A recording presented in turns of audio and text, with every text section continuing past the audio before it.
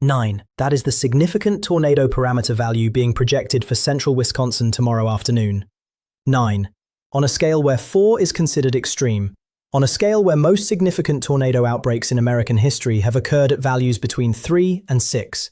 Tomorrow, Wisconsin is forecast to see values of 9 to 10. That number does not belong in this part of the country. It belongs in central Oklahoma in the peak of May, and it is appearing in the second to last week of April, in Wisconsin.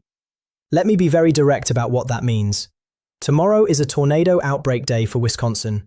Not a possibility, not a scenario that requires everything to go right. A tornado outbreak is the expected outcome for the central Wisconsin corridor tomorrow afternoon if the forecast verifies. And the forecast has been consistent all week. Let's start with what's happening today, because today is not quiet across the full country, even if the focus is squarely on tomorrow.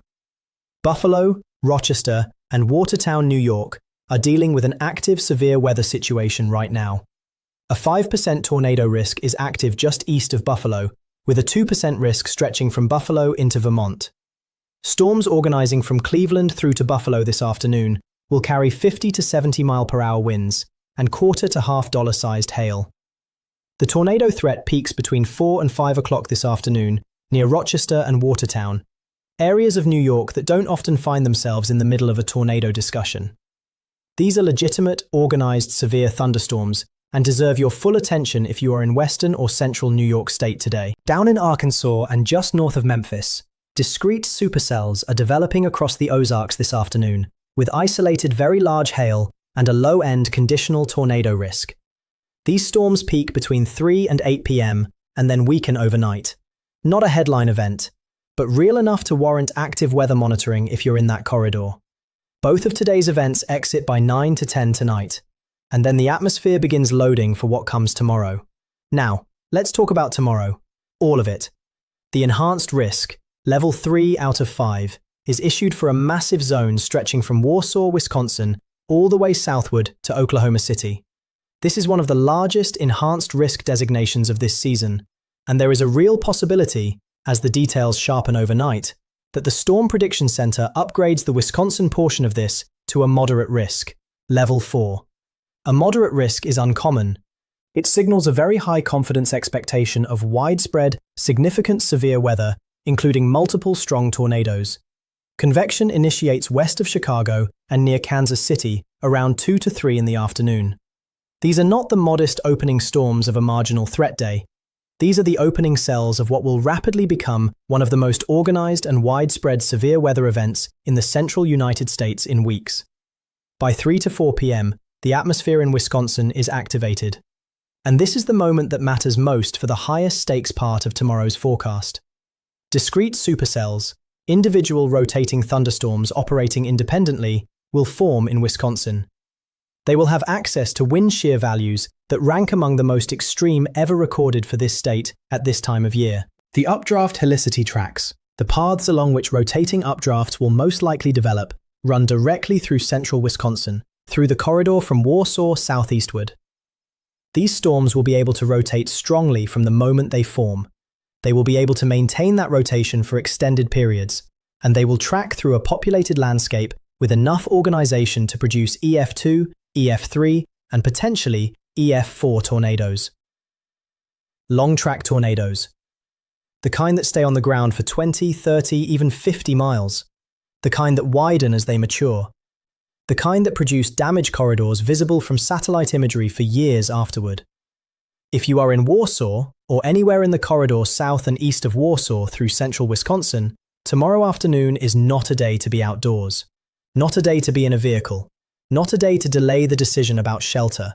Your shelter should be identified, and your path to it should be cleared before noon tomorrow. Every minute you spend preparing before the storms arrive is protection that cannot be recovered after a warning is issued. By 5 o'clock tomorrow afternoon, the discrete supercells begin to congeal. The storm mode shifts. An expansive squall line forms, stretching from Chicago all the way southward into the southern plains. And this line moves fast. From 6 p.m. through 9 p.m., this squall line drives east through Illinois and Indiana toward Michigan and Ohio. The primary threat within the line is damaging winds, 60 to 85 miles per hour. Not isolated gusts, Widespread, sustained wind damage across a broad geographic area. This is the kind of event that knocks out power to hundreds of thousands of homes and businesses simultaneously. That takes down trees that have stood for a century. That turns loose objects into projectiles. And embedded within the line, tornadoes. QLCS tornadoes that form inside the squall line, often with very limited warning time. These embedded tornadoes are different from the Wisconsin supercell tornadoes that precede them. They are faster moving, harder to track, and arrive with less visual warning. They exist inside a wall of rain and wind that reduces visibility to near zero. The line pushes through toward Detroit and Indianapolis, arriving in those areas around midnight to 1 in the morning. By that hour, the dominant threat has transitioned fully to wind. Down in Oklahoma and Kansas, the dry line setup tomorrow carries a different character from the Wisconsin threat. The forcing along the dry line south of Oklahoma City is insufficient to fire organized, discrete supercells in the most favorable environment. What develops instead, particularly from Kansas City through Wichita, is a high probability of damaging winds. The 45% hatched wind zone covers Kansas City, south of Des Moines, and down toward Wichita. This is a nearly certain damaging wind event for those areas. Tornado risk exists in this zone, particularly northwest of Springfield, Missouri, where rotating supercells may form before the line consolidates. But the primary threat is wind.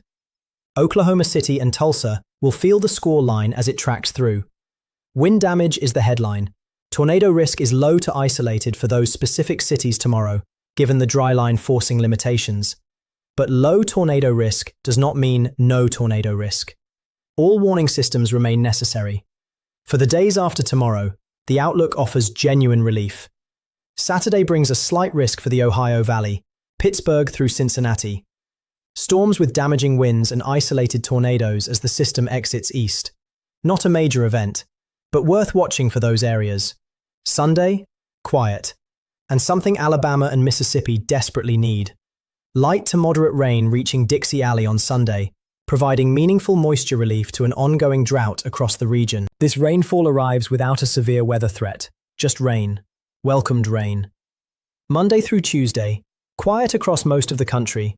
The atmosphere takes a measured break, and then the models begin signaling the next active stretch by Wednesday or Thursday, returning to the Central Plains and potentially as far north as the Dakotas. The engine that has been driving this season's pattern is not turning off. It is pausing. There is also a long-range signal worth mentioning briefly. European model guidance is showing an unusual possibility of accumulating snow as far south as Kansas and Ohio by the end of April.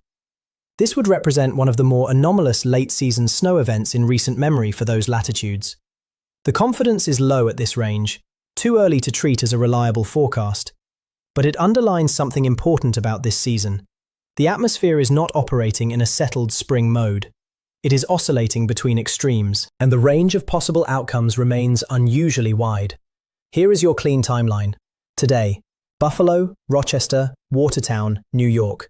5% tornado risk east of Buffalo, 2% into Vermont, 50 to 70 miles per hour winds, quarter to $half hail, peak window 4 to 5 p.m., exits by 9 to 10 p.m. Watch local alerts if you're in western or central New York. Today, Arkansas, Ozarks, north of Memphis. Discrete supercells with isolated large hail and conditional low-end tornado risk. Peak 3 to 8 p.m. Weakens overnight. Watch if you're in this corridor. Tomorrow afternoon, central Wisconsin, Wausau corridor, tornado outbreak, STP values 9 to 10, EF2 and higher tornadoes expected if forecast verifies. Possible upgrade to moderate risk overnight. Identify your shelter and prepare before noon tomorrow. This is not a drill. Tomorrow, 2 to 9 p.m., Chicago, Illinois, Indiana, Michigan. Squall line with 60 to 85 miles per hour winds and embedded tornadoes. Widespread power outages. Exits toward Detroit and Indianapolis around midnight. Tomorrow, Kansas City, Wichita, Oklahoma, Texas. 45% hatched wind zone. Widespread damaging winds near certain. Tornado risk lower but not zero. Northwest of Springfield, Missouri carries highest tornado potential in the southern corridor. Saturday, Ohio Valley, Pittsburgh to Cincinnati, slight risk. Damaging winds and isolated tornadoes. Sunday, Alabama and Mississippi, rain without severe weather. Drought relief. Monday and Tuesday, quiet. Wednesday or Thursday, next active severe weather period begins for Central Plains and potentially the Dakotas.